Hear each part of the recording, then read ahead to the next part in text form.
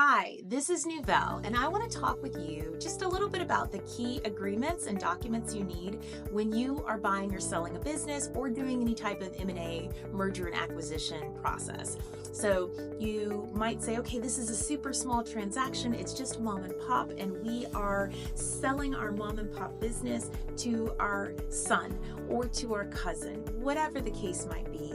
It might be a very small transaction, and you may not need many documents, but there are some that are very typical, and you will want to evaluate the specifics of your particular transaction to see if you need these or not. And certainly once you get up into large-scale transactions or cross-border ones between companies and different countries, you absolutely want to make sure you have these in place. So the first document to keep in mind is your letter of intent. This is the document that lays out for the parties at the outset the key terms that they agree upon. It's normally the purchase price, the goods or services that are going to be for that purchase price, the time frame, expectations, liability, and so forth. If there are anything in these key terms that are deal breakers, this is the time to find it out. And I actually really love letters of intent because it allows the parties to get through the nuance of what did they agree on versus what are deal breakers. Absolutely not. Don't even come to the table if you don't have this ready to go. If you're not ready for this purchase price, or if you're not ready for this part of the deal. So if there are deal breakers, that LOI will help ferret that out and make it clear. And that's great to know at the beginning versus after all the lawyers get involved and we've been working on the contracts and agreements and 20 to 40 page sale documents, that only to find out later there's a deal breaker in there or there's something that the parties don't agree on. Best to do it when you have a 1 to 2 page LOI.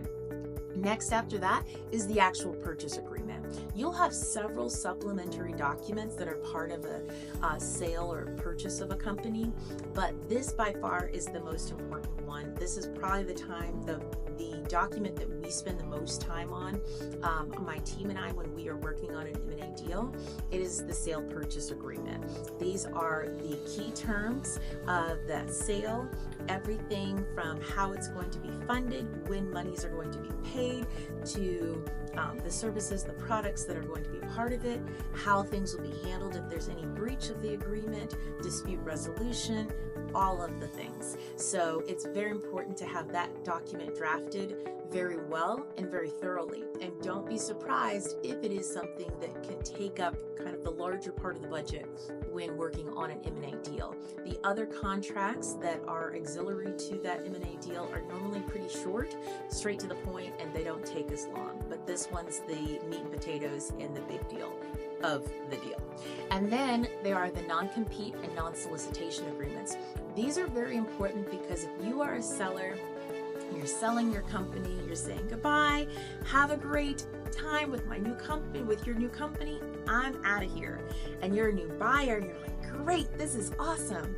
You don't want the ability of that seller to go set up, sign off on the contract to sell you just bought, and then they go right across the street to set up the exact same business that competes with yours. And being that they've been in business already for a length of time, they've already been doing it for a length of time, they'll already have a base of buyers in business. So it's very important to make clear that there will be a non-compete provision as well as non-solicitation. So they're not going to go to your new employees and start trying to solicit them to come over to their new company as the seller that was leaving.